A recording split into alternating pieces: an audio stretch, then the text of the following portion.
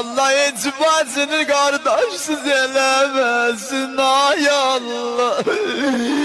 Evvelim aziz oldu, ahirim yaman güne kaldım ay Allah. Ben Zeynep'em evvellenedem bekdever oldum.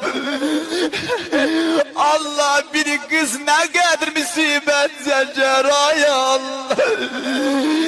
Ben Zeynep'em evvelden edem bekdever oldum.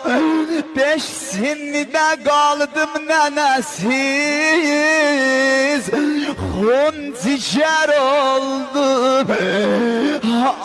Allah ecbacını kardeşsiz elemesin ay Allah. Evvelim aziz oldu, ahirim yaman güne kaldım ay Allah. Ben Zeynep'em evvellenedem bekdever oldum. Allah bir kız ne kadar musibet secer ay Allah.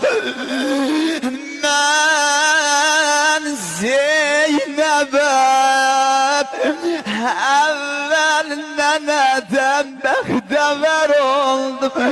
5 senede kaldım nenesiz,